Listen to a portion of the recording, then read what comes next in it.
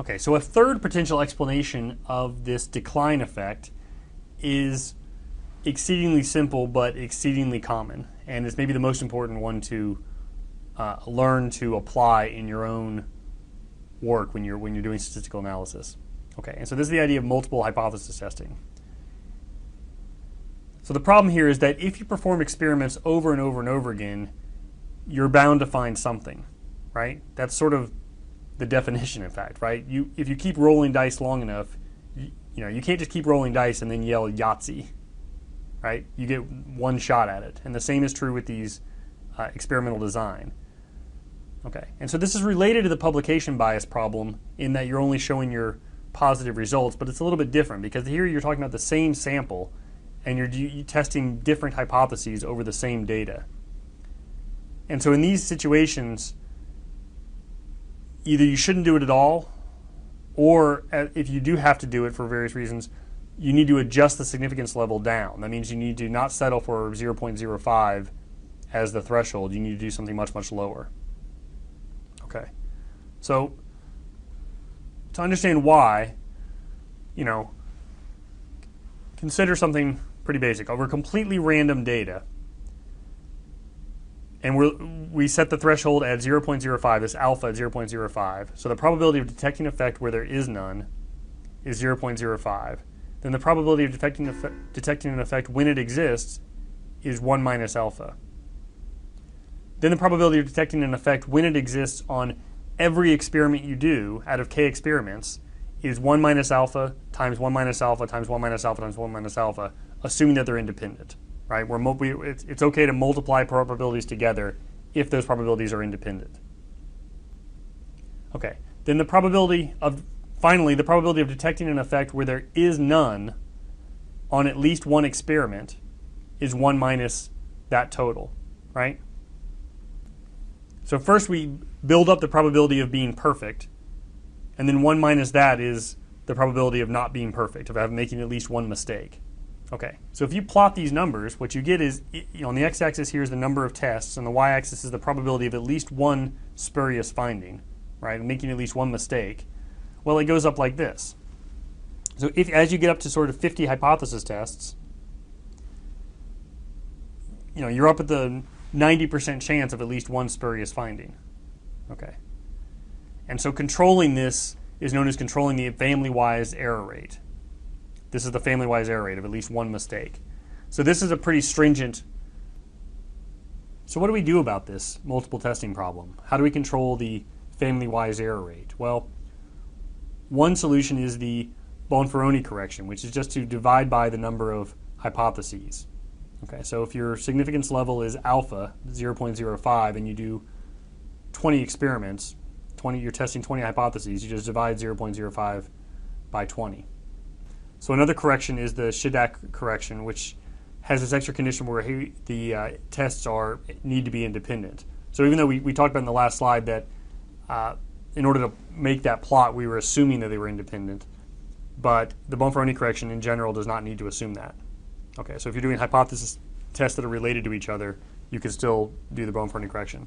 However, to derive this Shiddak correction, we're going to rely on the fact that we're going to multiply the probabilities together. Whenever you see probabilities being multiplied together, that means that you're assuming that they're independent. Okay, so let's see if we can build this up. So here we're going to derive the individual test, the corrected significance level, from the overall significance level. So we're going to set the overall significance level, alpha, equal to the probability that at least one of the tests is significant. All right. So at least one is significant. Well, what's that? That's 1 minus the probability that none of them are significant. And the probability that none of them are significant, assuming independence, is the probability that the first one is not significant times the probability the second one is not significant, and so on. So that's 1 minus alpha c raised to the k experiments. Right? 1 minus alpha c times 1 minus alpha c times 1 minus alpha c, and so on. And that's what this expression says. So fine. So now we just solve for alpha c, and we get this expression, 1 minus alpha raised to the 1 over k, raised to the k root. The kth root of 1 minus alpha. Okay. Okay, so showing the same plot from before, but now zooming the scale in down around 0.05 where the original significance level was, you can see the difference between these two corrections. So the Schoedak correction is more conservative than the Bonferroni one correction. So Bonferroni evens it out across. So instead of increasing the likelihood of making a mistake quickly, which is what the previous plot shows, this is zooming in at 0.05 and showing that the Bonferroni makes it constant across regardless of how many tests, which makes sense because you're just dividing it by the number of tests you've done. Okay. And the Schoedak correction is even more conservative. All right. So that's what to remember. Both of these are considered to be more conservative than is perhaps necessary. You give up too much statistical power when you use these. And in fact, any correction for it goes back to the actual definition of family-wise error rate is considered to be too conservative. So another way of controlling for multiple hypothesis tests that is less conservative is by considering the false discovery rate. Okay. And so the false discovery rate you can understand by going back to our grid and labeling it a slightly different way. Okay. So here, the mnemonic here is that the total, let's see, T and F stand for true and false, and D and N stand for discovery, non-discovery.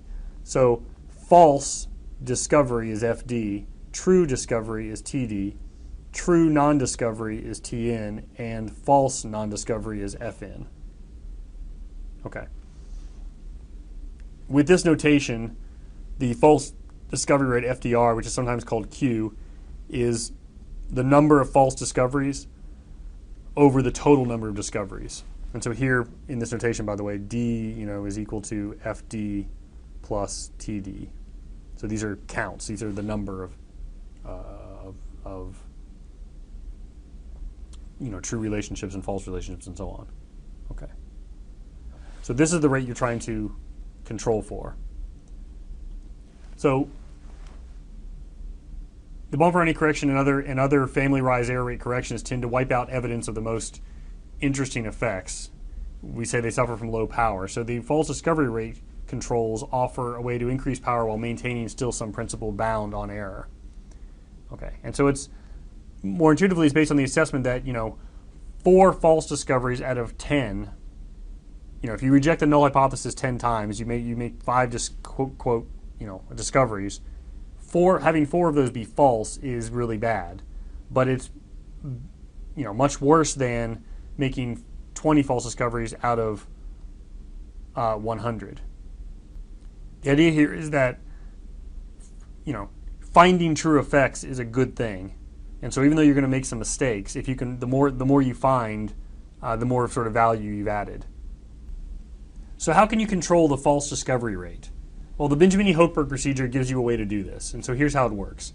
You compute the p-value of your hypotheses, and then you sort them in ascending order, such that the ones with the lowest p-value, which are the most likely hypotheses, right, the ones that are best supported by the evidence, come first. Okay. And then you apply this condition where the p-value is subject to a more stringent condition than just alpha. Remember, alpha is your 0.05, your cutoff, and what we're trying to do is correct for the multiple hypothesis testing, so we want a much more stringent alpha. And so that more stringent alpha is this ratio I over M. And so I is just the rank order of the hypothesis you're testing. And M is your total number of hypotheses that you're testing. Number of hypotheses.